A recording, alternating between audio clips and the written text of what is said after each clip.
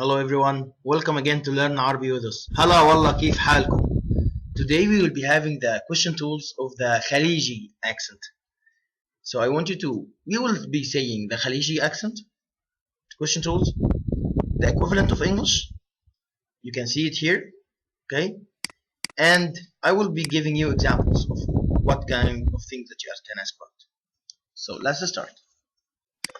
إيش سعر إيش سعر هذا التليفون؟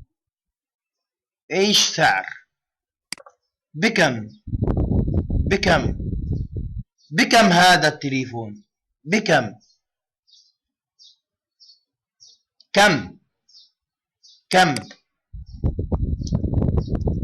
كم ساعة عم تنام كل يوم؟ كم ساعة بتنام كل يوم؟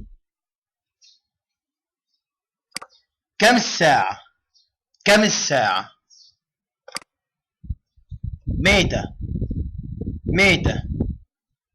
متى بتيجي على مصر؟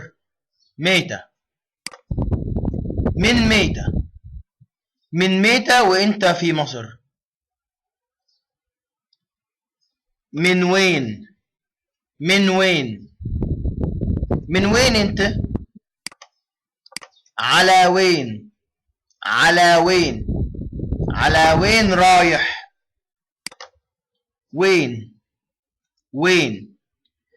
وين بتشتغل؟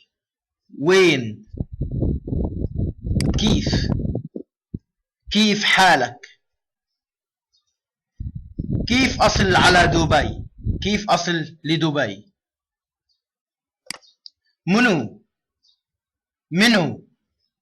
منو أنت؟ منو هذا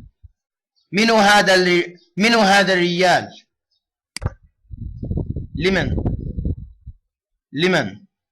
لمن هذا الشاي؟ لمن هذه السيارة؟ إيش تقول أنت؟ إيش تقول؟ إيش هذا؟ إيش هذه؟ شنو هذا؟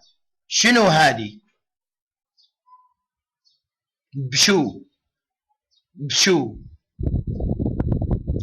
انت جيت بشو؟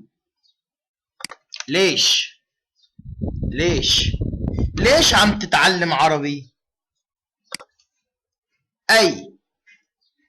من أي بلد أنت؟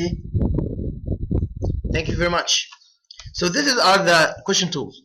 Think about it. Be creative. Try to create your own questions. Please practice that, and if you need anything, just ask.